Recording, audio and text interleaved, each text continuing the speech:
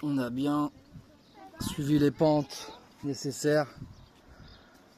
Donc pour la grande dalle, on a 5 mètres de large. Donc on devrait être sur une pente minimum de 5 cm. On est sur 8.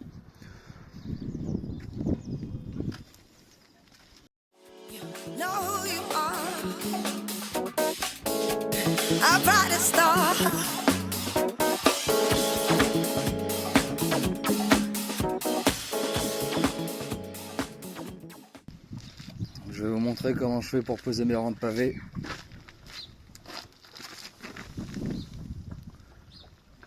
Donc je viens prendre mon écartement de chaque côté. Déjà je règle mon premier pavé du haut. On est bien de niveau. Donc moi je dois être de niveau. Comme ça à chaque fois, évidemment pas comme ça parce que j'ai la pente. Ensuite, je regarde. J'ai 16 cm, ça me fait un joint entre 1,5 et 2 cm. C'est parfait. Donc si ici je suis à 16, là-bas je me repasse à 16. Également. Et après il suffit juste de décaler le cordeau au fur et à mesure. Une chape maigre, sable, ciment.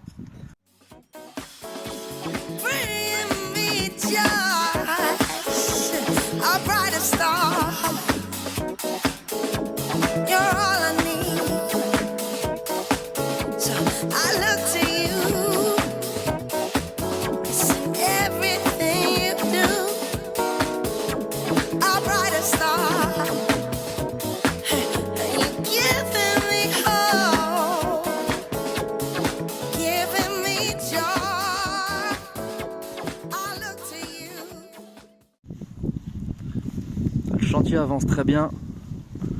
On arrive sur la fin.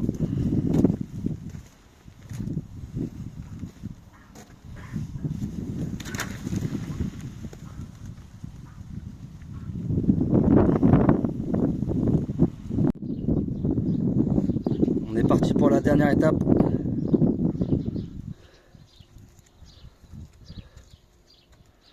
Le jointage. Donc pour le mélange au niveau des joints, c'est du 3 pour 1. Donc j'utilise 3 seaux comme ça de sable 0,4 pour un seau de ciment. Je mélange tout dans ma brouette parce que ma bétonnière est dans un état dégueulasse. Bon, évidemment sans bétonnière, hein, ça prend plus de temps. On vient bien mouiller tous les pavés.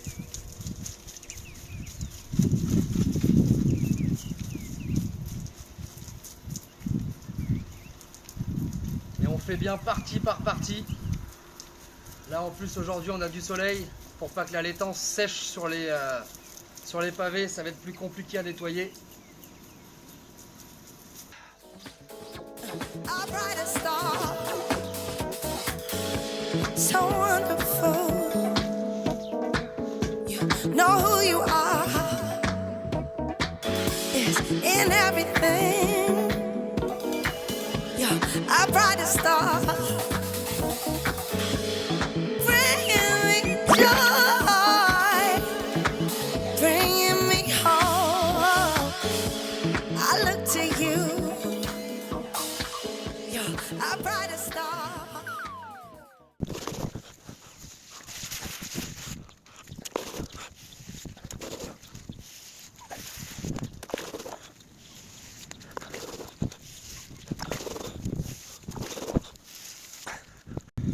Je viens de faire la première passe de nettoyage.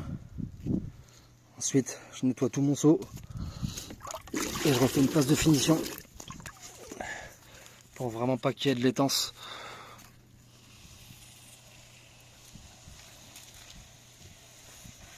Parce que moi, je suis très maniaque.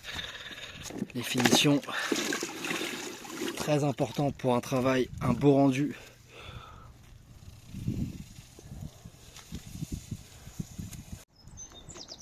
Et voilà le résultat final. Légèrement mouillé. On peut constater des beaux reflets. Et là, avec la végétation cet été, ça va être magnifique. Le carport par-dessus. Et je vous montrerai la lumière que j'ai intégrée finalement. Je vais la mettre sur tout le tour. Je vais fixer une lumière LED cob tout autour. J'ai fait une connerie, je voulais l'incruster dans mon joint. Et au final, ça s'est pas passé comme prévu.